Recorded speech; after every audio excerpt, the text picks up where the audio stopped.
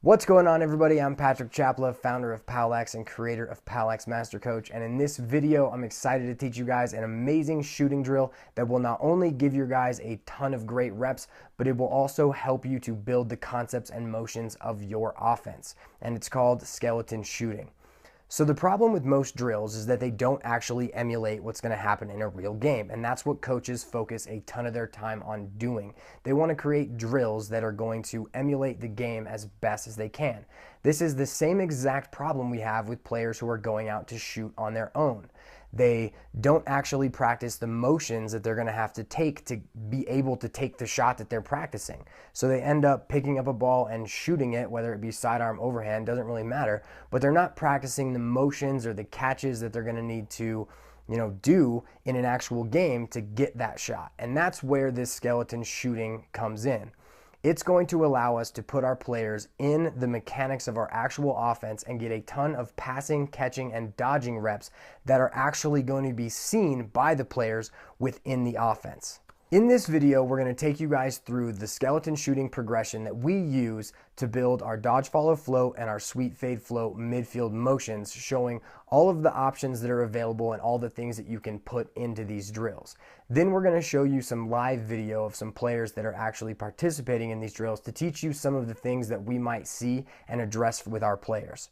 And last, we're going to teach you one way that you can add something into the drill that will force your players to shoot with really good technique. Before we set up the drill, we need to consider our motions. First, the dodge, follow, float motion is a three-man midfield motion where one of our top midfielders, M1, will receive a pass and dodge down the righty alley. As M1 dodges, M2 will follow to top center and M3 will float out the backside to the right wing. Second, the sweep, fade, float motion begins in the same way, with M1 receiving a pass from M2, but instead of dodging down the alley, he will sweep across the top. M2 will fade to the right wing and M3 will float to the left wing. We will use these two motions together because it gives the dodger two directional options and allows him to read his defenseman and make decisions rather than having a predetermined direction. Now that we know the motions that our players are going to be taking, we can build these same motions into our shooting drills by focusing on one player working alone, two players working together, and then three players working together. And as we go through them, we're going to cover all the options that each player has. Now, getting to all of these options can take up to 3 weeks if you're working on shooting for 15 minutes a day. But it's important to note that if you aren't running some kind of freelance motion offense and you run your stuff more on set plays than a real motion, then you're going to have a lot less options to cover and therefore focus more intently on your set play stuff rather than all of the options of these motions. We will set up the drill in different ways depending on the number of players we are focusing on. To start, we will focus on one player, the dodger. We will set up two cones at top right and top left that the middies will line up at. Depending on the offense, they may be placed in different locations. Ours will be 10 yards above the restraining line around the football hash marks. All players will then grab a ball and line up at the cones. This will be the only drill where everyone has a ball. As we build to focus on two players working together, we may need to move one of the top cones to the crease if we are focusing on the dodger and the crease player. For these drills, balls will enter the drill in one location, either by players or a coach throwing them in. All of these drills will go in only one direction and then need to be flipped so that we can practice on the other side. Once we've progressed to include all three players, we will need to have two lines up top and one on the crease. All of these drills will have one line that will start with the ball and go in only one direction at a time. They will also need to be flip-flopped to get practice at the other side. As we're moving through these drills, we're only going to show you the drills run in one direction, and that's the direction that they would go if you're running them out of the top left midfield group.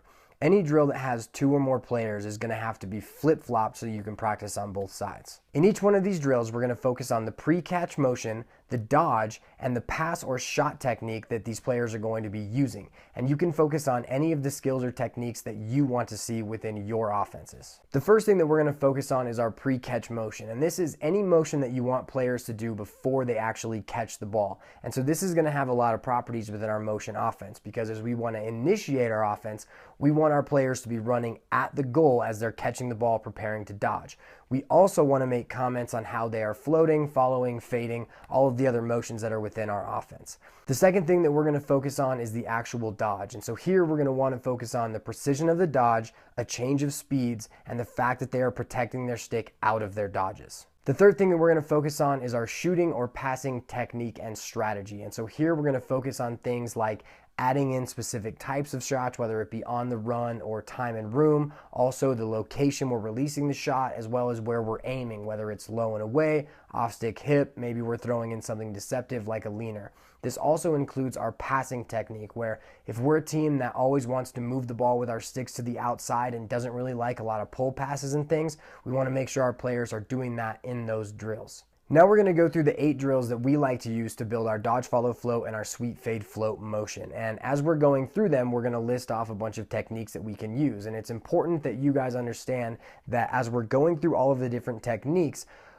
these players aren't switching off what they're doing. We're going to run the same drill with the same techniques in every spot for about 2 to 3 minutes so every player can get a rep doing that, and then we'll switch to the next technique. So in the first couple videos when we have 2 or 3 different options, we would actually run each one of those options through all of our players 2 or 3 times before moving on to the next option.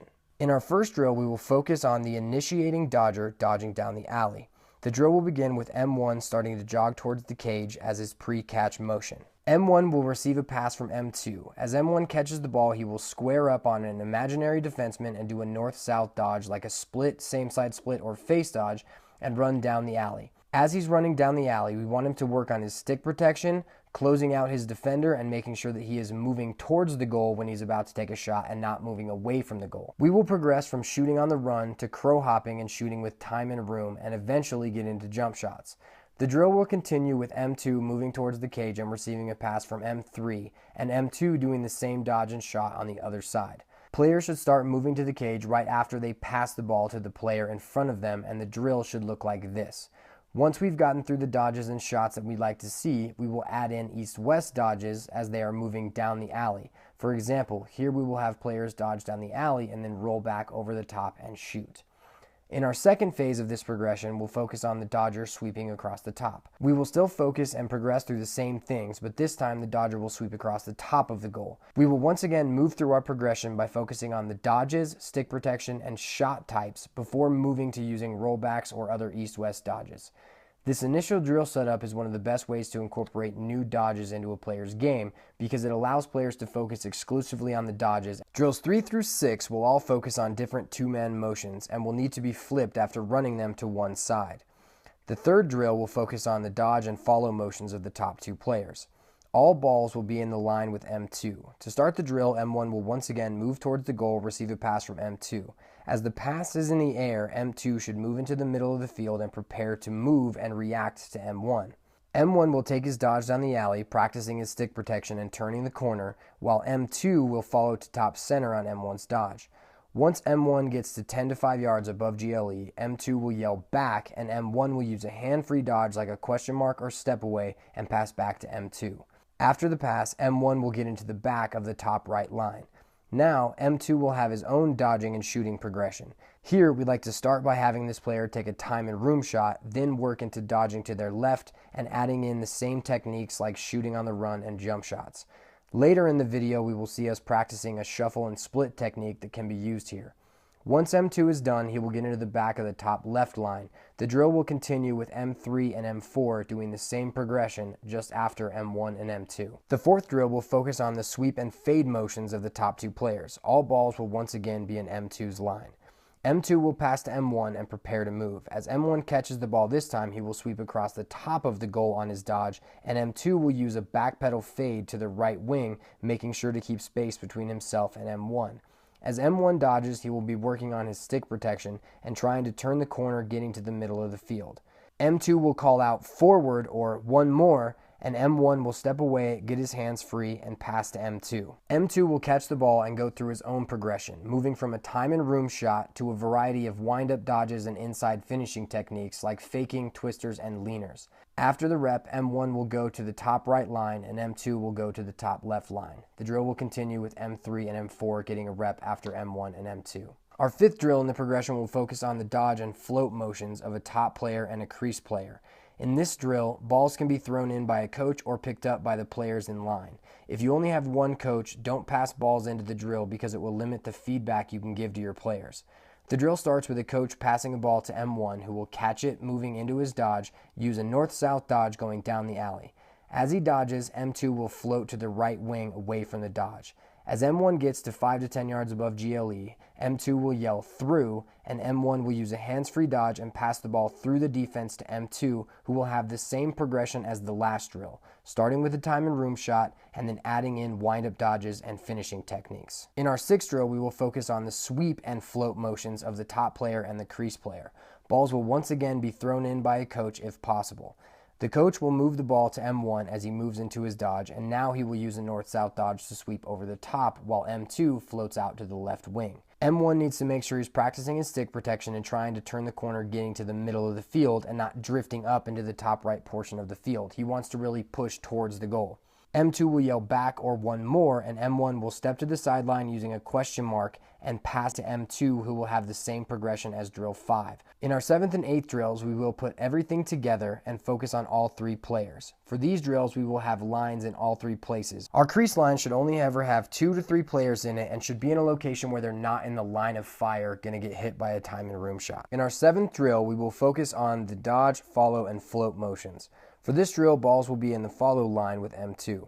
The drill begins with M2 passing to M1. M1 will move into the ball preparing to dodge while M2 and M3 prepare to rotate with the dodge. M1 will use a north-south dodge and go down the alley while M2 follows to the middle and M3 floats to the right wing. M1 will focus on stick protection and turning the corner. M2 will yell back and M1 will use a hands-free dodge and pass back to M2. M2 will have his own progression. He will start by using turn-away passes where he will keep his stick on the outside, turn his back to the middle of the field, and throw the ball to M3.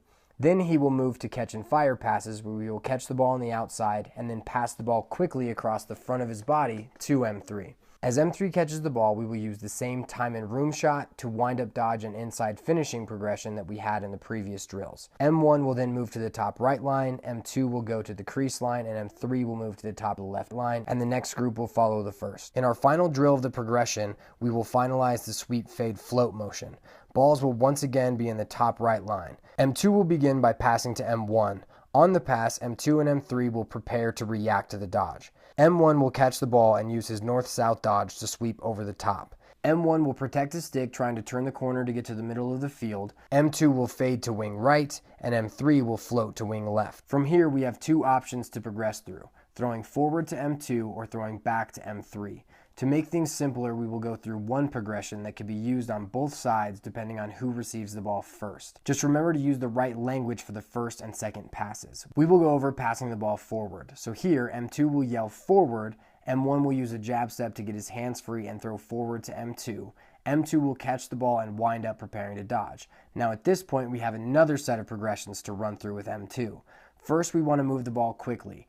M3 will yell through right as M2 catches the ball and will pass the ball out of his windup through the defense to M3, and M3 will go through the windup dodging and inside finishing progression. The second progression we will go through will have M2 dodging, so as he catches the ball he will use his windup dodges, but as he's going to the goal, M3 will yell through and M2 will pass to M3. Here, M3 should catch the ball and finish quickly by using fakes or some type of deception instead of using a windup progression.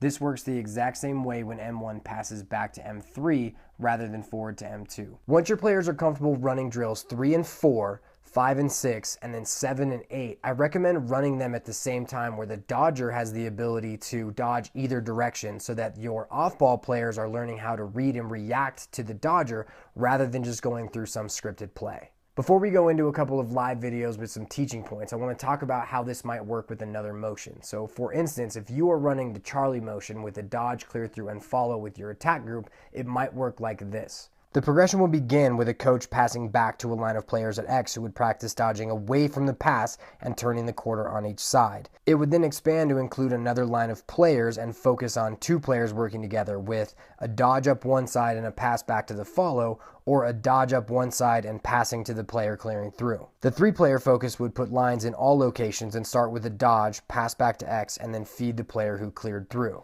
The main idea of these drills is that they will build your full offense by using shooting drills, by starting with one player, working in multiples, and then giving players options that they can read and react to within a game. Now that we know how the drill works and what we want to incorporate, we're going to go over some live examples. In this first video, we are having players catch the ball into a shuffle and then split down the alley. Players would use this in the follow position after a dodge and pass back to attack the opposite side. We would tell this player that he did a good job of catching the ball into his shuffle and splitting quickly, but should get his hands back and shoot hard over the top. In our second example, we are once again working on catching into the shuffle, but rather than splitting down the side, they will hitch and sweep over the top. Players can use this within the wind-up progression as well as in the follow position to attack the opposite side.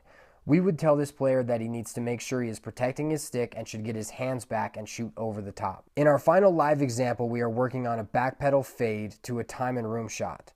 We would tell this player to backpedal fast and try to catch the ball into his shooting motion to get his shot off quicker. Finally, one of the hardest things to get players to do is to really shoot with the correct technique. And one of the easiest ways to force them to do it is to put a goal in front of the actual goal that players will have to extend up with and shoot over the top of one goal into the next goal. Now, this can be really tricky with players that are in 4th, 5th grade, and it's kind of a luxury to have a 5x5 goal, but if you can start them out trying to shoot over the top of a real goal, it'll really help their positioning.